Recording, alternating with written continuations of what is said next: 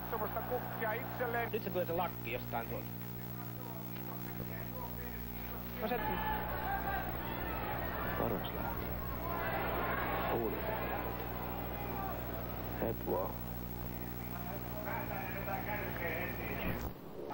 Jo kentällä. Mitä sinne ajastella pitää? Tuo Bedford on semmonen loksaus tuo askelus. Putoaa korkealta. Niinku jos liian isot jalkaterät. Kun seurataan Haasea kolmantena juokseen kaveria ensimmäistä. Se on valtava ero taloudellisuudessa. Näitä niin kuin Bedfordi vetäisi viimeistä päivää. Viimeisen vielä 200 metriä lisää matkaa, niin todennäköisesti minä yhtäkkiä nousen kekkiolle porukkaan. Joo, nyt. Mun täytyy tuon Haase juoksua.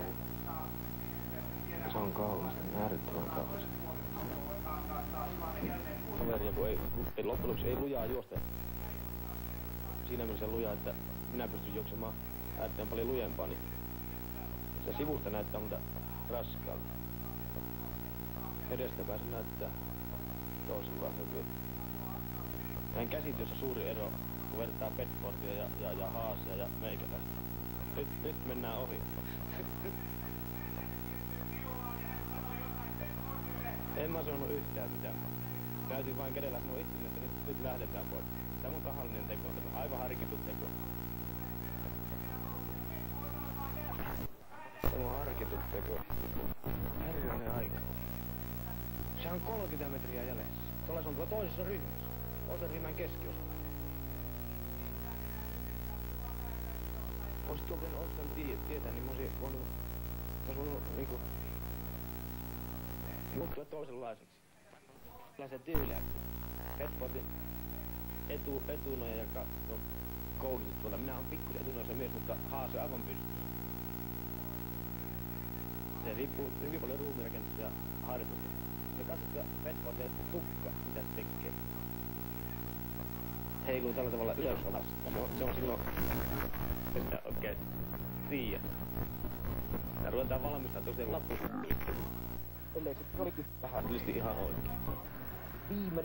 Viimeinen voimanponnistus, epätoivoinen henki menee ja se riitti.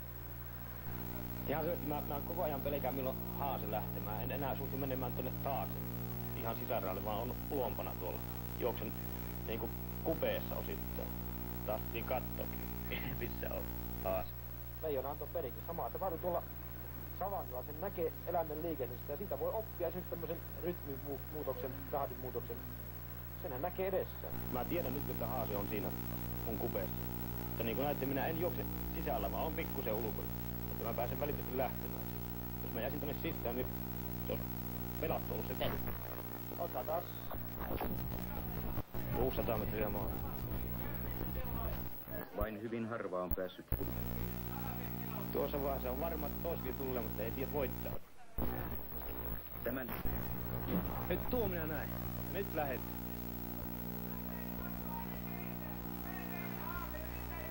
Nyt se on, mulla on helppoa, mutta kaverilla ei ole. Mun askeleni on tärkeän kanssa. Vilkaisen sivulle, ei mulla ole mitään vaikeutta. Ei mitään vaikeutta vielä tuossa. Niin se on matalampi tästä edestä.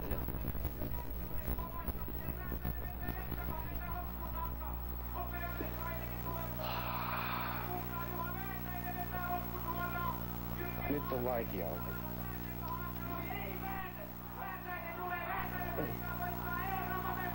Kasvosta näkee se ero. Hyvä Juha on tehnyt sen, mitä me rohkenimme odottaa, mutta jota me pelkäsimme. Uusi loistava Suomen ennätys 27.52,7 ja kyyneleet ovat minun silmissäni ja varmasti ne ovat monen muukin silmissä. Juha Väätäinen, pohjoisen poika Oulusta, joka on todella Mä en muista, tää Mira tuottaa olla kaukana. Kiri Juha, kiri! Ja varmasti hän näin tulee tekemään. Bedford, Väätäinen, siinä 6 miehen rypäle. Bedford, Väätäinen, Aaro Kisneros. Nyt lähtee Jyrken Haase, mutta Väätäinen vastaa hänen kirinsä. Väätäinen Haase yrittää irrottautua. Sarafetrinov 3. Aaro Kisneros 4. Koritsa 5. ja Bedford jää. Kamppailu tulee olemaan aivan ilmeisesti Juha Väätäisen ja Jürgen Haasen välillä. Sharafetdinov kolmantena. Mennään takakaaretta, stadion huutaa varmasti Anssi Kukkonenkin ja huutaa siellä television ääressä monet suomalaiskatselijat. Väätäinen vetää, jaksaako hän vetää loppuun saakka? Hopeaa tässä ainakin tulee, mutta toivottavasti tulisi kultaa. Juha Väätäinen vetää loppusuoraan. Jürgen Haase hänen rinnallaan. Pääseekö Haase ohi? Ei pääse! Väätäinen tulee, Väätäinen taitaa voittaa. Euroopan mestaruus tulee Suomeen. Juha Väätäinen tulee voittaa Euroopan mestaruuden. Hyvä Juha, Julma Juha on tehnyt sen, mitä me rohkenimme odottaa, mutta jotain me pelkästään. Tämä oli siis vuodelta 1971 ja Helsingin Olympiastadionilta, jossa voitit 10 000 metrin Euroopan mestaruuden. Mitä koit tuolla hetkellä, kun sinua heitettiin ylös tuossa?